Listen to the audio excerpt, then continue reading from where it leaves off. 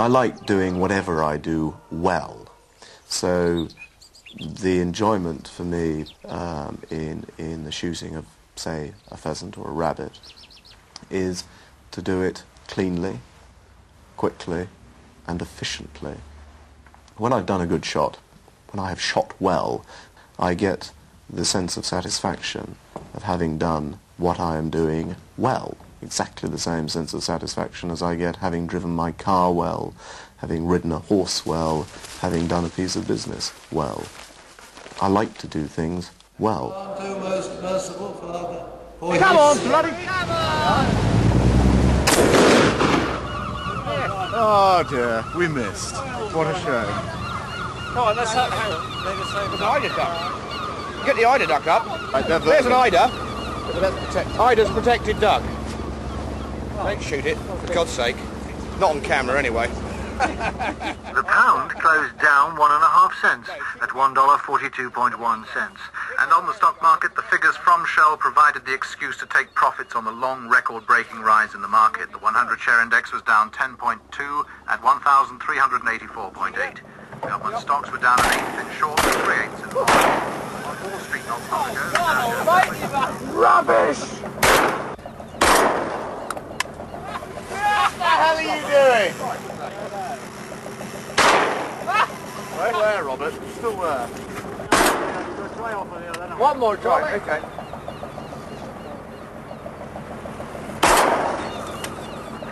Still there.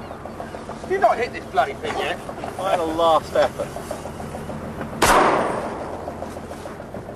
That's not working. Oh, piss off! Come on, away. Ah! You bastard! Right, Mr. Cheney. Ah!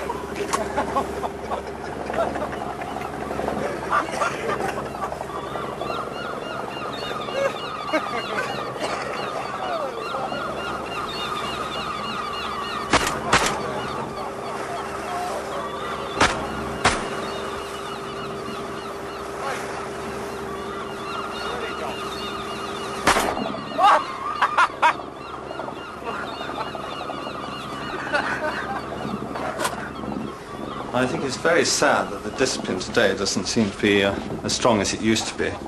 All the children seem to run riot, they abuse the teachers. I mean, Christ, if we did that, you know, our life wouldn't be worth living, but it doesn't seem to exist today. I think the public school system is still a very excellent system. I mean, obviously, it is a privileged position, I will accept that. But it's better for some people to have it, rather than for nobody to have it. You know, let's lead from the top rather than the bottom, as it were. I think you better come down before you bugger the life raft on the radar. Yeah, you son. The Home Secretary, Mr. Douglas Hurd, has praised the way the police dealt with the riots. He said they were right to ensure that the trouble was confined to the Broadwater Farm estate. I believe that the operational judgments were right. The police concentrated on containing the area, on preventing the criminal mob spilling out of that particular housing estate and doing infinite damage elsewhere. My job now is to give full support to the police. How does the fishing party's most outspoken member regard the documentary and its era 20 years later? Now, on 40 Minutes On, Guy Cheney speaks about the film for the first time.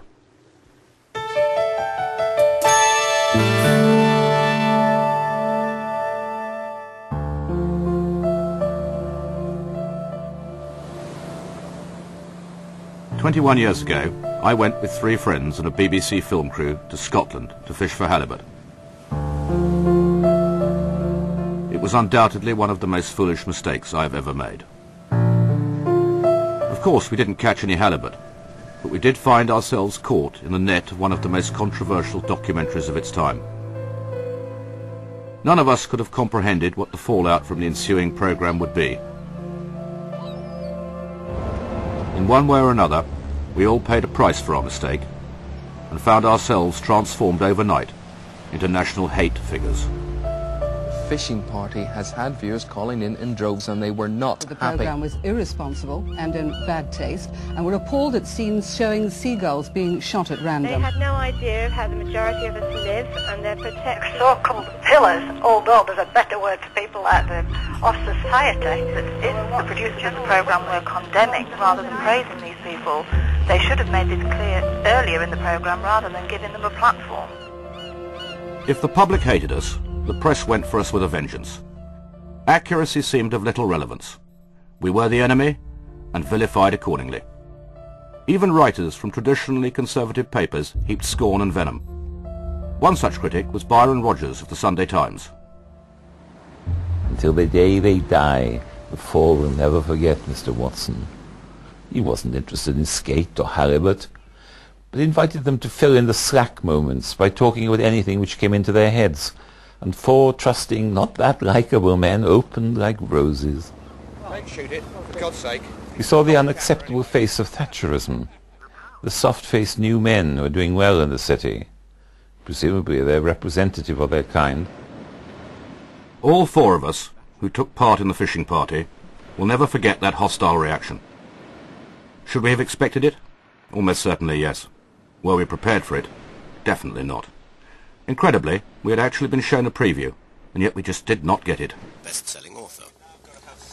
20 years on, I'm prepared to revisit the film, if only to understand better, in my own mind, why it has endured and continued to generate such interest. I'm also curious to see how I feel now about its content and the way it was made. It was entirely the crowd's fault. Jumped out in front of me shouting, "See Kyle." And I said, "That's it. Tally ho, boys. Bandit 6 o'clock. Got her just before she got off the pavement." My most intense sensation when watching this again and reflecting on it is one of anger. And not anger with Paul Watson or the BBC, but anger with myself for actually doing it. Irrespective of whether we now hold the same views as those portrayed in the film, the great mistake was allowing ourselves to be filmed over a prolonged period and being totally relaxed and uninhibited in what we said and did in the extremely naive opinion that a documentary was being made about a fishing trip which would not be detrimental to us. I should imagine if there's a rule book that should be written for people who are getting involved in any form of documentary or filming, we broke every rule in the book. We could not have done or said more stupid or irresponsible things in front of a camera. You come to a handful of small elements of it, which probably caused the greatest anger at the time. Do you think people were justified in feeling that way, though? Based on this programme, the answer is probably yes. Seeing the film again raises a number of questions which I want to explore. Why didn't we anticipate that people would react with such hostility? Was that hostility entirely our own fault, or in part down to the filmmaker's techniques? And perhaps more significantly, how does the film look when viewed in the context of Britain 20 years on? It's now quite obvious that Paul Watson set out to make a polemical film, and we undoubtedly provided him with the raw material in abundance. But to understand his agenda and who we were then, it's important to remember the era in which the fishing party was made. Like many of my contemporaries, I'd celebrated the arrival of Margaret Thatcher in 1979 and the Conservative project to transform the country. We were still reeling then from the winter of discontent just a few months earlier. We'd become the sick man of Europe, and it seemed that if the country was to avoid descending into permanent chaos, we needed a new spirit of enterprise, privatisation and deregulation.